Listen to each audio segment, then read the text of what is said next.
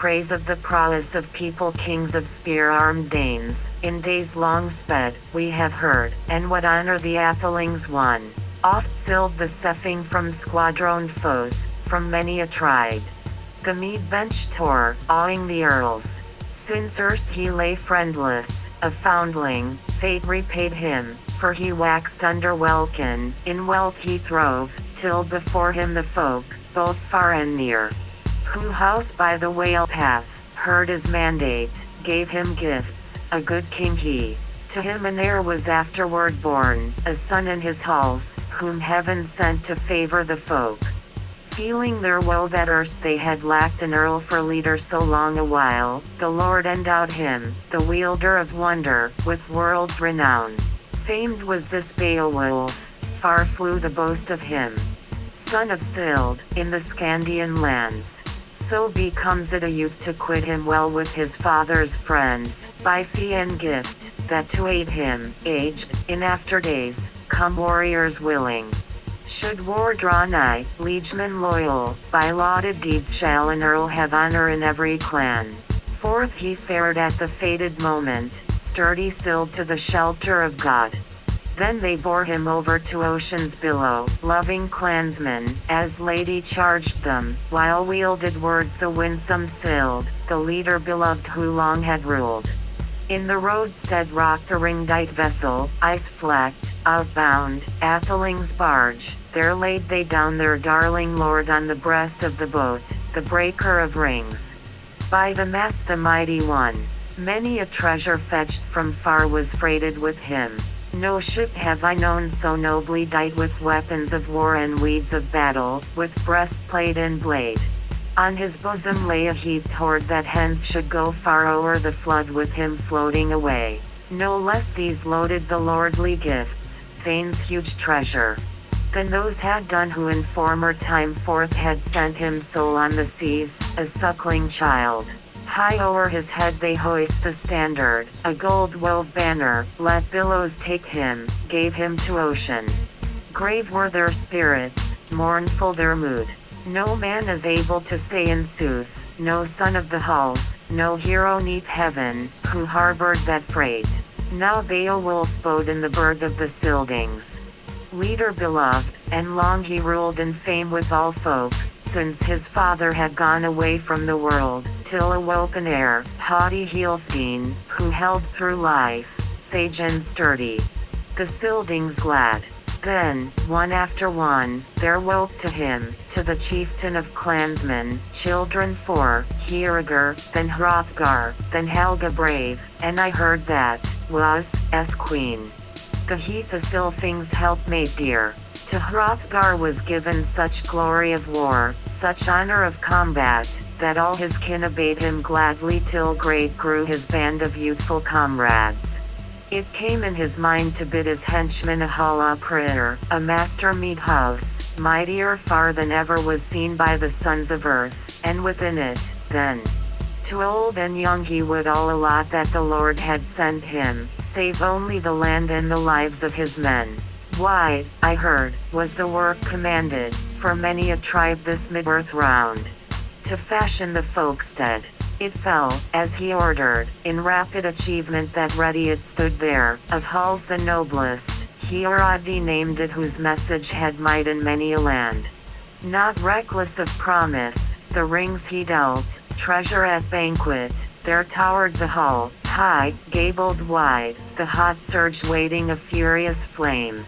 Nor far was that day when father and son-in-law stood in feud for warfare and hatred that woke again. With envy and anger an evil spirit entered the dole in his dark abode.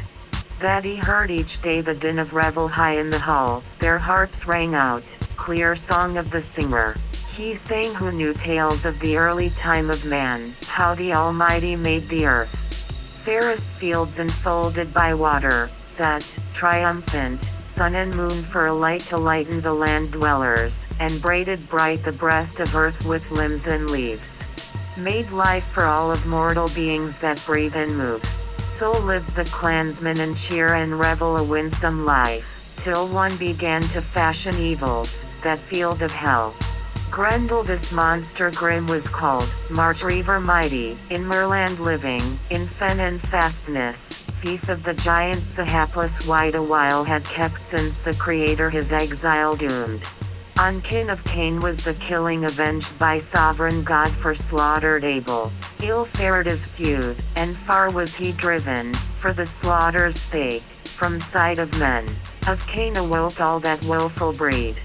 Edens and elves and evil spirits, as well as the giants that warred with God weary while, but their wage was paid them. Went he forth to find at fall of night that haughty house. And he'd wherever the ringdanes, out-revelled, to rest had gone. Found within it the atheling band asleep after feasting and fearless of sorrow, of human hardship. Unhallowed white, grim and greedy. He grasped betimes, wrathful, reckless, from resting places, 30 of the thegns, and thence he rushed fain of his fell spoil, faring homeward, laden with slaughter, his lair to seek. Then at the dawning, as day was breaking, the might of Grendel to men was known. Then after wassail was wail uplifted, loud moan in the morn. The mighty chief, atheling excellent, on blithe sat. Labored in woe for the loss of his thanes, when once had been traced the trail of the fiend, spirit accursed, too cruel that sorrow, too long, too loathsome. Not late the respite, with night returning. Anew began ruthless murder, he recked no whit, firm in his guilt, of the feud and crime. They were easy to find who elsewhere sought in room remote their rest at night, bed in the bowers. When that bale was shown, was seen in sooth, with surest token, the hall thanes hate. Such held themselves far and fast who the fiend outran. Thus ruled unrighteous and raged his fill one against all, until empty stood that lordly building, and long it bode so. 12 years tide the trouble he bore, sovereign of Sildings, sorrows and plenty. Boundless cares. There came unhidden tidings true to the tribes of men, in sorrowful songs, how ceaselessly Grendel harassed Hrothgar, what hate he bore him, what murder and massacre, many a year. Feud unfading, refused consent to deal with any of Daneland's earls, make pact of peace, or compound for gold, still less did the wise men ween to get great fee for the feud from his fiendish hands. But the evil one ambushed old and young Death's shadow dark, and dogged them still, lured, or lurked in the livelong night of misty Merlands. Men may say not where the haunts of these hell runes be. Such heaping of horrors the hater of men, lonely roamer, wrought unceasing, harassings heavy. O'er Heorot he lorded, gold bright hall, in gloomy nights, and near could the prince approach his throne. 'Twas judgment of God, or have joy in his hall. Sore was the sorrow to Silding's friend, heart-rending misery. Many nobles sat assembled, and searched out counsel how it were best for bold-hearted men against harassing terror to try their hand. Whiles they vowed in their heathen fanes altar offerings, asked with words that the slayer of souls would succor give them for the pain of their people. Their practice this, their heathen hope, 'twas hell they thought of in mood of their mind. Almighty they knew not, doomsman of deeds and dreadful Lord, nor heaven's helmet heeded they ever, wielder of wonder, woe for that man who in harm and hatred hales his soul to fiery embraces. Nor favor nor change awaits he ever. But well for him that after death day may draw to his Lord, and friendship find in the Father's arms. Thus see that unceasing the son of Healfdene with the woe of these days, not wisest men assuaged his sorrow, too sore the anguish, loathly and long, that lay on his folk. Most baneful of burdens and bales of the night. This heard in his home Hygelac Thane, great among Geats, of Grendel's doings. He was the mightiest man of valor in that same day of this our life. Stalwart and stately, a stout wave-walker he bade make ready. Yon battle king, said he, far o'er the swan road he fain would seek, the noble monarch who needed men. The prince's journey by prudent folk was little blamed, though they loved him dear, they wedded the hero, and hailed good omens. And now the bold one from bands of Geats comrades chose the keenest of warriors e'er he could find, with 14 men the seaward he sought, and, sailor proved, led them unto the land's confines. Time had now flown, afloat was the ship, boat under bluff. On board they climbed, warriors ready, waves were churning sea with sand, the sailors bore on the breast of the bark their bright array, their mail and weapons, the men pushed off, on its willing way. The well-braced craft then moved o'er the waters by might of the wind that barked like a bird with breast of foam, till in season due, on the second day. The curved prow such course had run that sailors now could see the land, see cliffs shining, steep high hills, headlands broad. Their haven was found, their journey ended. Up then quickly the Wedder's clansmen climbed the shore, anchored their seawood, with armor clashing and gear of battle, God they thanked for passing in peace o'er the paths of the sea. Now saw from the cliff a Scylding clansman, a warden that watched the waterside, how they bore o'er the gangway glittering shields, war-gear in readiness. Wonder seized him to know what manner of men they were. Straight to the strand his steed he rode, Hrothgar's henchman, with hand of mighty shook his spear, and spake in parley. Who are ye, then? Ye armed men, mailed folk, that yon mighty vessel have urged thus over the ocean ways, here o'er the waters? A warden I, sentinel set o'er the sea march here. Lest any foe to the folk of Danes with harrying fleet should harm the land. No aliens ever at ease thus bore them, linden wielders, yet word of leave clearly ye lack from clansmen here. My folk's agreement, a greater near saw I of warriors in world than is one of you, yon hero in harness. No henchman he worthied by weapons, if witness his features, his peerless presence. I pray you, though, tell your folk and home, lest hence ye fare suspect to wander your way as spies in Danish land. Now, dwellers afar, ocean travelers, take from me simple advice. The sooner the better I hear of the country whence ye came. To him the stateliest spake in answer, the warrior's leader his word hoard unlocked, we are by kin of the clan of Geats. And Hygelac's own hearth fellows we. To folk afar was my father known, noble atheling, Ictheo named. Full of winters, he fared away aged from earth. He is honored still through width of the world by wise men all. To thy lord and legion loyal mood we hasten hither, to Healfdene's son, people protector, be pleased to advise us. To that mighty one come we on mickle errand, to the lord of the Danes, nor deem I right that aught be hidden. We hear, thou knowest if sooth it is, the saying of men, that amid the Scyldings a scathing monster, dark ill-doer, in dusky nights shows terrific his rage unmatched, hatred and murder. To Hrothgar I in greatness of soul would succor bring. So the wise and brave may worst his foes, if ever the end of ills is fated, of cruel contest, if cure shall follow, and the boiling care waves cooler grow.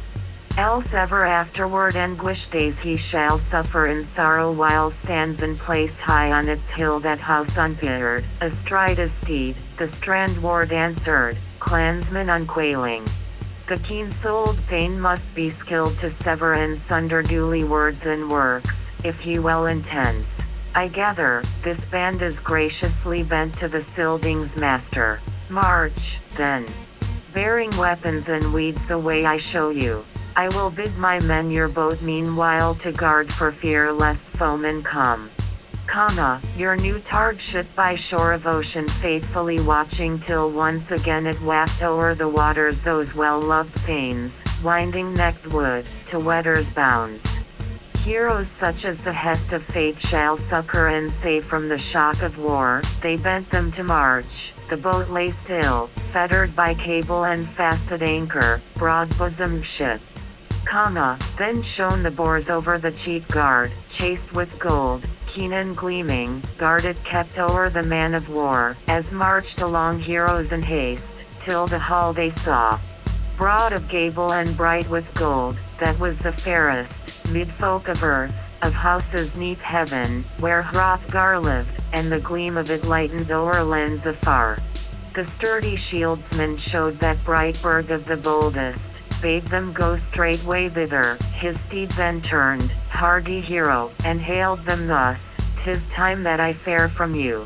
Father Almighty in grace and mercy guard you well, safe in your seekings. Seaward I go, 'gainst hostile warriors hold my watch. Stone bright the street, it showed the way to the crowd of clansmen.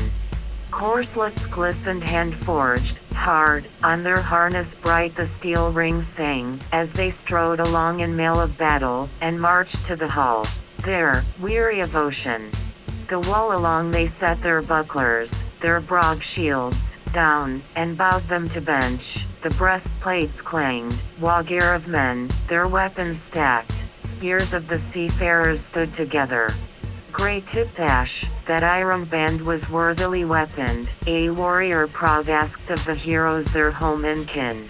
Whence, now, bear ye burnished shields, harness grey and helmets grim? Spears in multitude?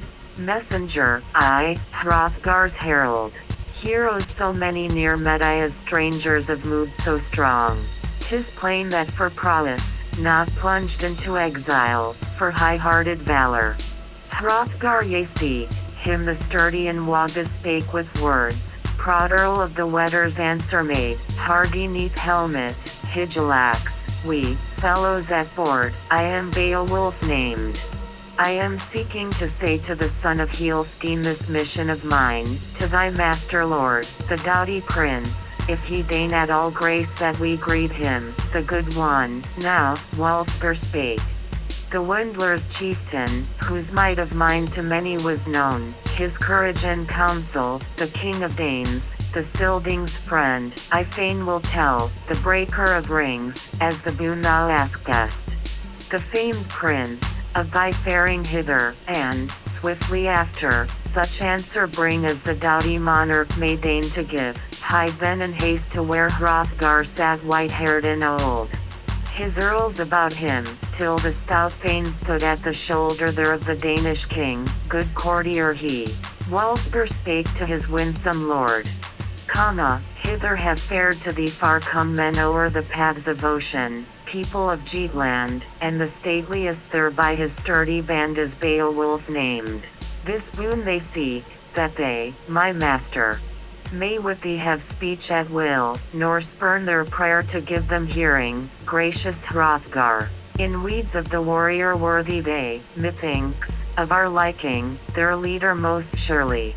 A hero that hither his henchman has led, Hrothgar answered, helmet of Scyldings, I knew him of yore in his youthful days, his aged father was Icthiel named, to whom, at home, gave Hrethel the Geats' only daughter. Their offspring bold fares hither to seek the steadfast friend. And seamen, too, have said me this, who carried my gifts to the Geatish court. Thither for thanks, he has 30 men's heft of grasp in the gripe of his hand, the bold in battle. Blessed God out of his mercy this man hath sent to Danes of the West, as I ween indeed. Against horror of Grendel, I hope to give the good youth gold for his gallant thought. Be thou in haste, and bid them hither, clan of kinsmen, to come before me, and add this word. They are welcome guests to folk of the Danes. To the door of the hall Wulfgar went, and the word declared, to you this message my master sends, East Danes king, that your kin he knows. Hardy heroes, and hails you all welcome hither o'er waves of the sea. Ye may wend your way in war attire, and under helmets Hrothgar greet, but let here the battle shields bide your parley. And wooden war shafts wait its end, uprose the mighty one, ringed with his men, brave band of thanes, some bode without, battle gear guarding, as bade the chief. Then hide that troop where the herald led them, under Heorot's roof, the hero strode, hardy 'neath helm, till the hearth he neared. Beowulf spake, his breastplate gleamed. Net woven by wit of the smith, kinsman and follower. Fame aplenty have I gained in youth. These Grendel deeds I heard in my homeland heralded clear. Seafarers say how stands this hull of buildings best, for your band of thanes empty and idle, when evening sun in the harbor of heaven is hidden away. So my vassals advised me well, brave and wise, the best of men. O sovereign Hrothgar, to seek thee here, for my nerve and my might they knew full well. Themselves had seen me from slaughter come blood-flecked from foes, where 5 I bound. And that wild brood worsted. I the waves I slew nicers by night, in need and peril avenging the wetters, whose woe they sought, crushing the grim ones. Grendel now, monster cruel, be mine to quell in single battle. So, from thee, thou sovereign of the shining Danes, Silding's bulwark, a boon I seek, and, friend of the folk, refuse it not, O warrior's shield. Now I've wandered far, that I alone with my liegemen here, this hardy band, may Heorot purge. More I hear, that the monster dire, in his wanton mood, of weapons recks not. Hence shall I scorn, so Hygelac stay, king of my kindred, kind to me, brand or buckler to bear in the fight, gold-colored targe, but with gripe alone must I front the fiend and fight for life. Foe against foe. Then faith be his in the doom of the Lord whom death shall take. Fain, I ween, if the fight he win, in this hall of gold my Geatish band will he fearless eat, as oft before. My noblest thanes. Nor need street thou then to hide my head, for his shall I be, dyed in gore, if death must take me, and my blood-covered body he'll bear as prey, ruthless devour it. The roamer lonely, with my life-blood red in his lair in the fen, no further for me need street food prepare. To Hygelac's end, if Hild should take me, best of weeds, warding my breast. Armor excellent, heirloom of Hrethel and work of Wayland. Fares weird as she must, Hrothgar spake, the Silding's helmet, for fight defensive, friend my Beowulf, to succor and save. Thou hast sought us here. Thy father's combat a feud unkindled when Olaf with hand he slew among the wild things, his weederkin for horror of fighting feared to hold him, fleeing. He sought our South Dane folk, over surge of ocean the honor Sildings, when first I was ruling the folk of Danes, wielded, youthful, this widespread realm, this hoard hold of heroes. Heorot was dead, my elder brother, had breathed his last, Healfdene's baron, he was better than I. Straightway the feud with thee I settled, to the wild things sent, o'er watery ridges, treasures olden. Oaths he swore me. Sore is my soul to say to any of the race of man what ruth for me and Heorot Grendel with hate hath wrought, what sudden harryings. Hull folk fail me, my warriors wane. For weird hath swept them into Grendel's grasp.